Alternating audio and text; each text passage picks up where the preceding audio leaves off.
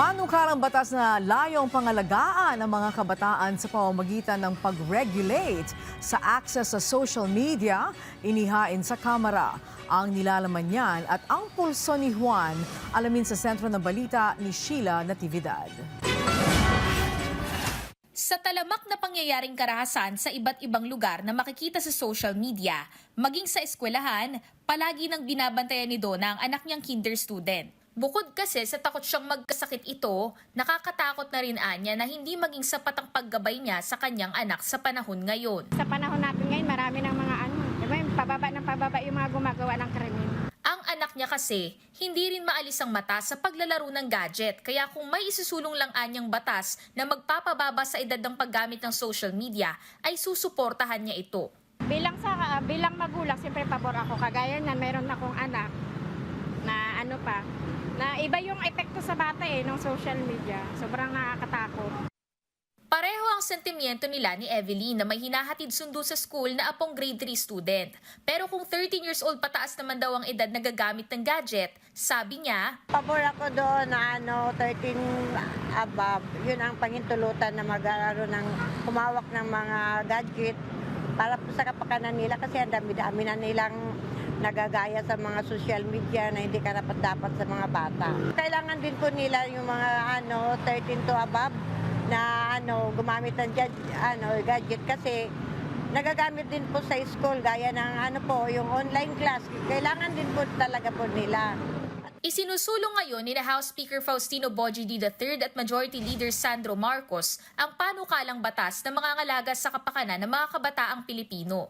Sa House Bill No. 9965 o ang Proposed Children's Social Media Safety Act, nais makabuo ng kauna-unahang comprehensive framework na magpapatupad ng regulasyon sa pag-access ng mga bata sa paggamit ng social media platforms ng mga edad 12 pababa.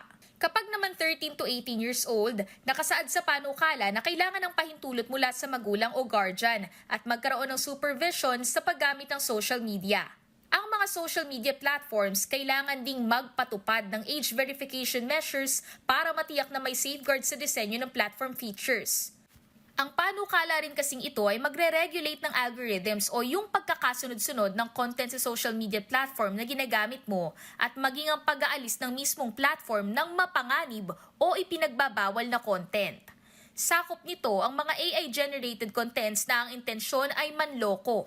Ayon kay House Speaker D, kung mayroong batas na mangangalaga sa kapakanan ng mga bata sa paaralan, lansangan at komunidad, dapat ay mayroon ding malinaw na proteksyon para sa kanila na gumagamit ng social media. Hindi rin siya sang-ayon na ipagkait sa kabataan ng teknolohiya dahil malaki anyang naiaambag nito sa komunikasyon at edukasyon. Nararapat din anya na siguraduhin na naaayon ang paggamit ng social media sa edad ng isang bata, kung saan dapat ay mayroon silang gabay mula sa kanilang magulang o guardian. Dagdag pa niya, habang lumalawak ang digital world, kinakailangan din ng pagpapatibay ng proteksyon para sa kanilang mga anak.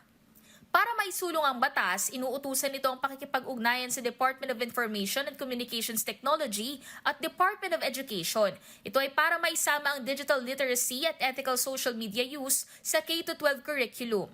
Sa ilalim din ng panukala ng mga mambabatas, otorisado ang DICT na mag-monitor at mag-issue ng cease and desist orders at makipag-ugnayan sa National Telecommunications Commission at National Privacy Commission. Ang mga social media platform na paulit-ulit na lalabag sa sandaling ito ay maging ganap na batas ay maaaring maharap sa pagmumulta ng 5 million hanggang 50 million pesos. Maaari ring maharap ang mga ito sa temporary restriction of access at pagbabawal na makapag-operate sa bansa, alinsunod pa rin sa due process. Sheila Natividad, para sa Bayan.